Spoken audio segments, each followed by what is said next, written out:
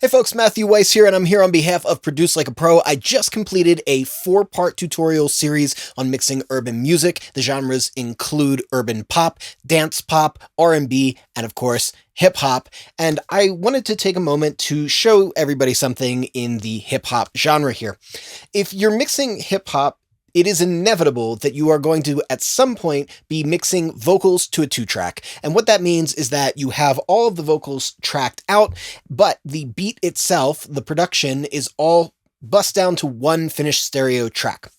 Now, there are a lot of videos out there on how to mix vocals to a 2-track instrumental, and from what I've seen, I believe everybody is getting it wrong. So I'm going to show what you will typically see as the strategy for approaching these records, and then I'm going to show you how I do it and why I find that produces better results. All right, so let's pop in here. We have exactly the kind of record that we're expecting, where we have vocals tracked out, but we have a 2-track beat. So I'm going to solo up the 2-track first because I want to start just by discussing that.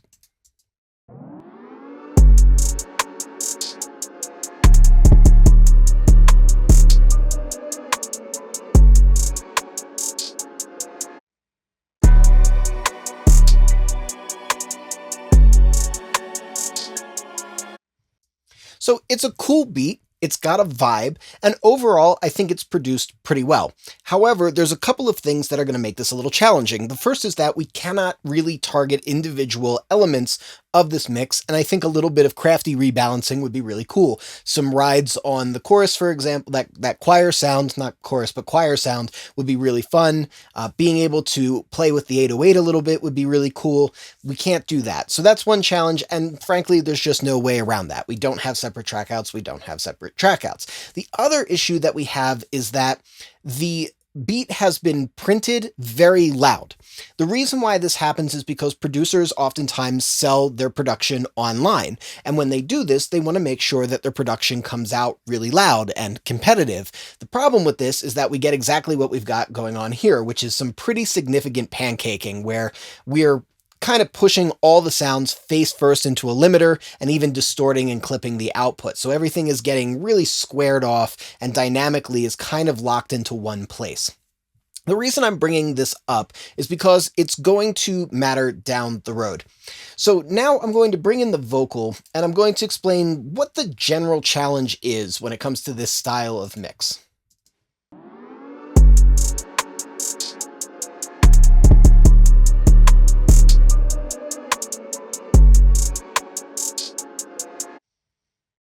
Risk outweigh the reward, ain't into selling drugs, nah. Kick a door with them blicks, I'd rather knock the plug off. They gon' butcher your vertebrae just to show they love y'all. Why I'm high as a plane, too much baggage to carry on. There is this sort of very challenging level problem when it comes to a highly compressed beat. You either get what we've got going on now, which I call the karaoke effect, where it sounds like the vocal is sitting on top of the beat rather than being connected to the beat, or you get the opposite effect. Risk outweigh the reward, ain't into selling drugs, nah. Kick a door with them blicks, I'd rather knock the plug off. They gon' butcher your vertebrae just to show they love y'all. Why I'm high as a plane, too much baggage to carry on. You get this sort of weird conglomeration of a vocal and a beat, but it never really feels like the vocal is inside the beat. It kind of feels like the beat and the vocal are sort of fighting each other, or you just go completely the other direction where the beat just swallows the vocal whole, which would be pushing this up maybe like even just one more decibel here. So how do most people recommend reconciling this? Most people reconcile this in the frequency domain. They go, okay, the record didn't have a place for vocals, so now we're going to make a place for vocals. And this might involve doing something with, say, static EQ. So for example, we might go, well, where are the vocals living, right? They're primarily living in the low mids. That's where most of the energy is going to be. And then they're going to live a little bit in the upper mids as well. So let's cut a little bit around maybe 1.5 also. So we make these cuts in the mid-range, right? In hopes that this is going to now create a little frequency pocket for the vocal. Risk outweigh the reward, ain't into selling drugs, nah. Kick a door with them blicks, I'd rather knock the plug off. They gon' butcher your vertebrae just to show they love y'all. Why I'm high as a plane. And it's not bad, but if we bypass this, Risk outweigh the reward, ain't into selling drugs, nah. Kick a door with them blicks, I'd rather knock the plug off. They gon' butcher your vertebrae just to show they. and then play it one more time. Risk outweigh the reward, ain't into selling drugs, nah. Kick a door with them blicks, I'd rather knock the plug off. They gon' butcher your vertebrae. We lose some of that choir, which is what's giving the entire record its personality, and we also thin out that rim a little bit and push the energy up into the upper mid so that that rim click ends up sounding a little bit less warm and a little bit sharper, which means that we're making some compromises. Now, it's not the worst thing in the world, it definitely works, but maybe there's a better way to do it. Now, another way that I've seen takes this idea and kind of moves the frequency realm toward the dynamic realm. So we might see something like Waves Factory Track Spacer or FabFilter Pro Q3 being controlled by the vocal. I'll play both of those here. Track Spacer is going to create a bunch of dynamic frequency points that are going to duck out while the vocal is in. Risk outweigh the reward, ain't into selling drugs, nah. Kick a door with them blicks, I'd rather knock the plug off. They gon' butcher your vertebrae just to show they love y'all. Why I'm high as a plane, too much baggage to carry on. Now, there's certain advantages to using Track Spacer. First of all, it's moving to where the energy of the vocal is, which is nice. It means that we're kind of focusing a little bit more on what the vocal is actually providing rather than just a static EQ. But the issue here is still ultimately the same. We're making cuts across the low mid that seem to be receding the choir, thinning that rim, making the rim kind of push a little bit into the sharper range, and there's also a little tiny bit of transient smearing. Now, that doesn't really bother me too much. That would be nitpicking. It's definitely not the biggest concern, but still, these things are not ideal. Another version of this that I've seen has involved taking FabFilter Pro Q3 and just making resonant cuts everywhere that the vocal can exist. I only made 3 of them because it was taking too long to do, but basically just ducking out the resonances of the vocal. Risk outweigh the reward, ain't into selling drugs, nah. Kick a door with them blicks, I'd rather knock the plug off. They gon' butcher your vertebrae just to show they love y'all. Why I'm high as a plane, too much baggage to carry on.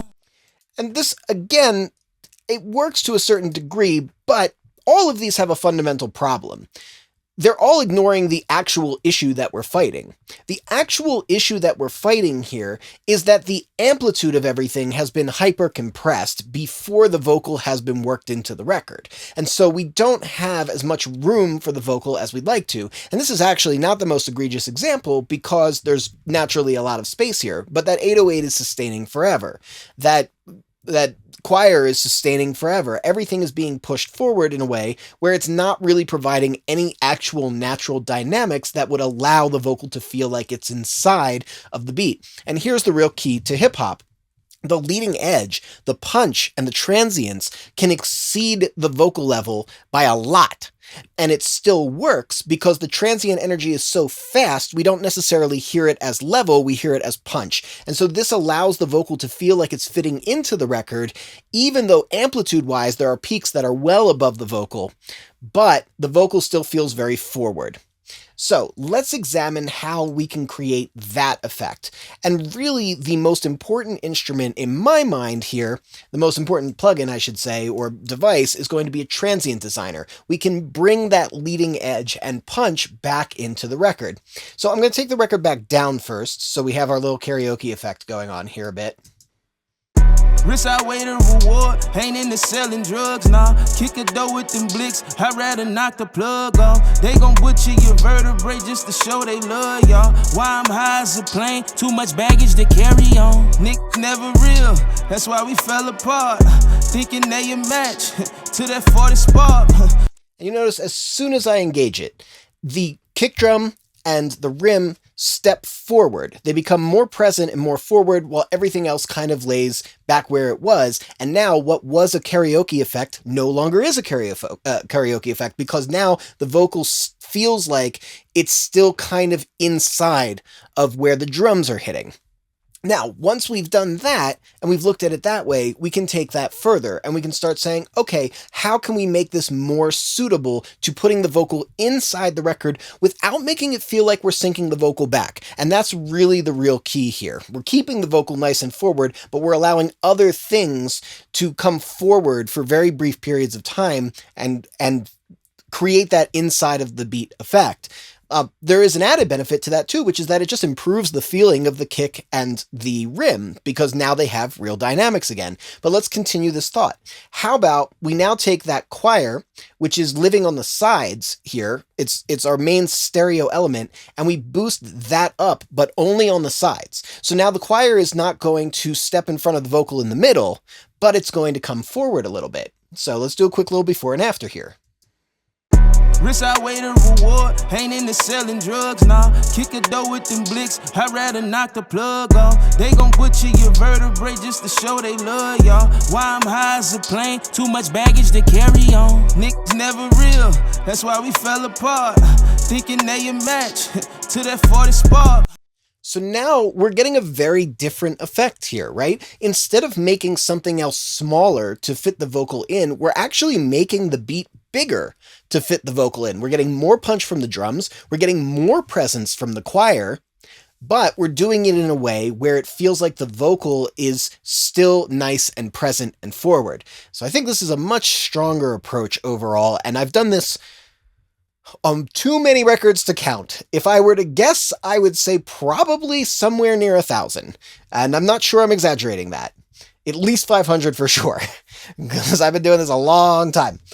I almost always prefer this approach. Now, that's not to say that EQ doesn't have its place. It does. I'll show you a couple of examples. First, I don't like the sound of the hat. I wish I had a little bit of control over it. It's too tingy in the 8K range and doesn't have enough sparkle and presence above that. So, here, I'm reshaping the top end of the beat. This has very little to do with the vocal. This just has something to do with what I would like to try to do if I had individual access to the track outs, but I don't, so here we go.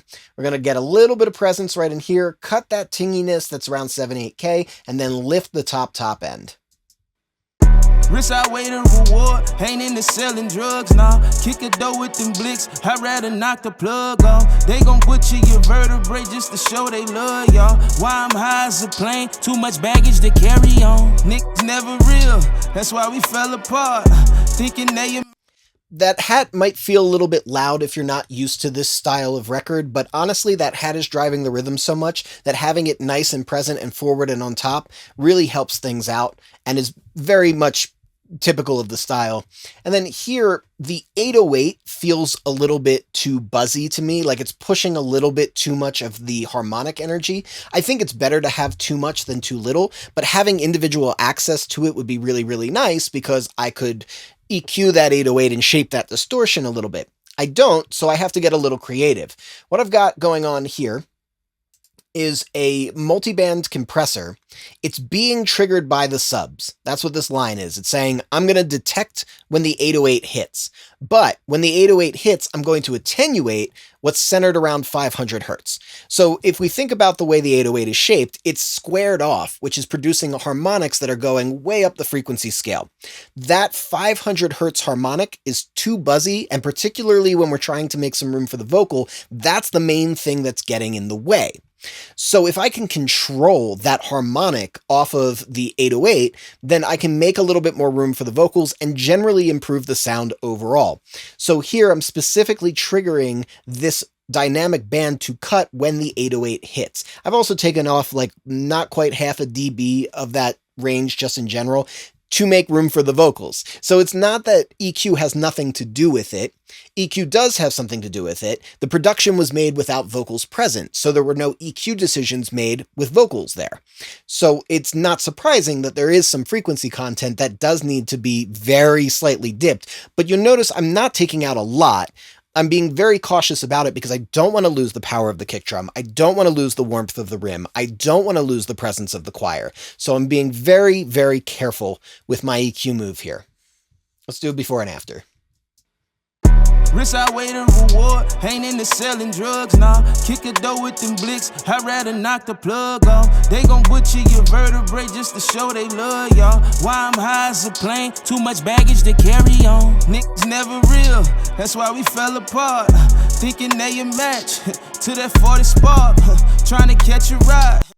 So now we have something where we've made a lot of changes to compensate for the presence of the vocal, but all of those changes have worked positively toward making the beat sound better, not compromising to make the beat sound worse, which I think is a really, really strong practice.